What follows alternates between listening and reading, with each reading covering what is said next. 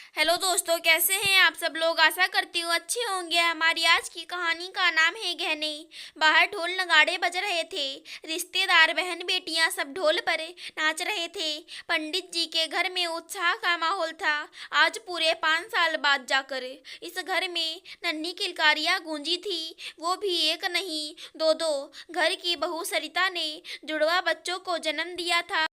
पंडित जी का इस कॉलोनी में बड़ा नाम था। पैसा नहीं था पर इज्जत बहुत थी। मंदिर में पूजा पाठ करने का काम करते थे। पंडित जी के घर में उनकी पत्नी वसुधा जी, बेटा अशोक और उसकी पत्नी सरिता और दो बेटियां नीरजा और सोनिया थी, जिनकी शादी हो चुकी थी। दोनों बेटियों की शादी धनंजय परिवार में हुई थी। पंडित जी बहुत सीधे साधे इंसान थे। घर की पूरी बागडोर उनकी पत्नी वसुधा के हाथ में थी, जो स्वभाव की थोड़ी तेज थी। वहीं बेटा अशोक रिक्शा चलाकर अपना जीवन यापन करता था। स्थिति बदतर तो नहीं, पर हाँ इतनी अच्छी भी नहीं थी। अशोक से सरिता की शादी हुए 5 साल हो चुके थे। दोनों ही पति पत्नी नन्ही किलकारियां सुनने के लिए तरस गए थे। डॉक्टर को दिखाया पर कोई कमी नहीं थी। इन 5 सालों में जिन जिन मंदिरों में माथा टेक सकते थे, उन्होंने माथा टेका, क्योंकि लोगों ने ताने सुनाने में कोई कमी नहीं रखी थी। लोगों के ताने तो फिर भी बर्दाश्त हो जाते थे, पर घर के लोगों का क्या करें। दोनों ननद और सास मिलकर सरिता का जीना दुश्वार किए रहती। खैर, अब यह मुद्दा नहीं रहा। ढोल नगाड़ों की आवाज में वो सारे ताने दबकर रह गए। आज सरिता और अशोक बहुत खुश थे। इतने खुश की स्थिति न होने के बावजूद भी कर्जा लेकर अशोक ने आज का कार्यक्रम आयोजित किया था। भाई, तूने आयोजन तो बहुत अच्छा किया, पर अपनी बहनों को क्या दे रहा है, जरा वो तो बता। हाँ भाई, सस्ते में हम ना निपटेंगे। काफी सालों बाद तुम्हारे घर में खुशियाँ आई हैं। छोटी ननद सोनिया ने भी कहा। हाँ, हमें तो अभी दे दे सबके सामने, बाद में तू मुकर गया तो। सुनकर हंसता हुआ अशोक अंदर कमरे में गया और वहां से दोनों बहन की विदाई लेता हुआ आया। दोनों के लिए चार चार साड़ियाँ, उनके पतियों के लिए पैंट शर्ट के कपड़े। बहन और जीजा दोनों के कपड़ों पर 2100 रुपये रखकर ले आया। अरे भाई, क्या सस्ते में निपटा रहा है हमें। क्या समझ रखा है हम लोगों को। हमारे ससुराल में ले जाकर ये सब दिखाएंगे तो वो लोग हमारी हंसी करेंगे। कम से कम कोई सोने की चीज तो रख। इतने सालों बाद खुशी आई है तुम्हारे घर में, वो भी एक साथ दो दो। दोनों की बात सुनकर अशोक ने कहा, अरे दीदी, मजाक मत करो। आपको तो पता है ना सोने के भाव क्या हो रहे हैं। मेरी इतनी हैसियत नहीं है कि मैं तुम्हें सोने की चीज दूं।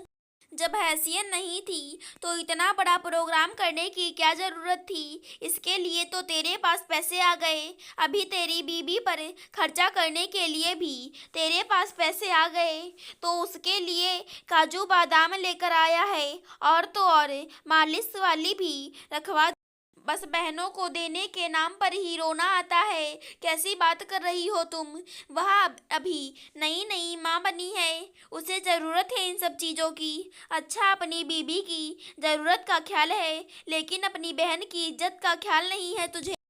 अभी तेरे जीजा जी मुझे लेने आ रहे हैं। मैं ससुराल जाकर क्या मुंह दिखाऊंगी। माहौल बिगड़ता देखकर वसुधा जी बोली, अरे तुम लोग लड़ो मत, मैं देखती हूँ क्या कर सकते हैं।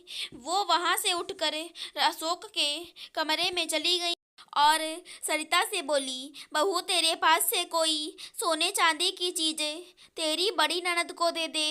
इतने शुभ अवसर पर इनको क्या नाराज करना।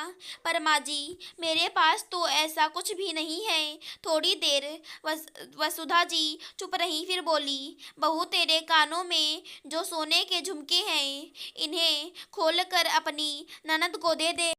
पर माँ जी, मेरे पास तो ले दे कर यही कान के झुमके हैं। अगर वो भी दीदी को दे दिया तो मैं क्या पहनूंगी। बहू, अपने घर की भी इज्जत है।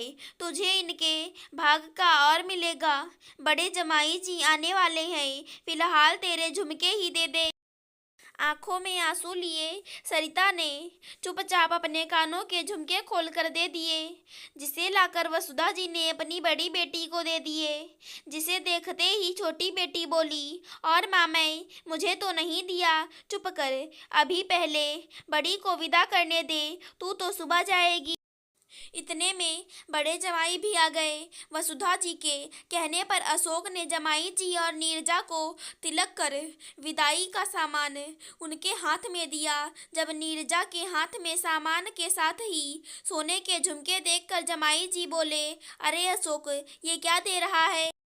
भाई कपड़ों तक तो ठीक है, पर ये सोने चांदी की चीज नहीं चलेगी, उठाओ इसे अभी के अभी। सब एक टक जवाई जी की तरफ देखने लगे तो नीरजा बोली, अरे मेरे माँ बाप ने खुशी खुशी मुझे सोने की चीज दी है, तो तुम क्यों मना कर रहे हो? उन्होंने दिया तो तुमने ले लिया, वो भी छोटे भाई से। तुम्हारे पास क्या कमी है? अपने घर की स्थिति तुम मुझसे बेहतर जानती हो, मना नहीं कर सकती थी, पर वो मैं।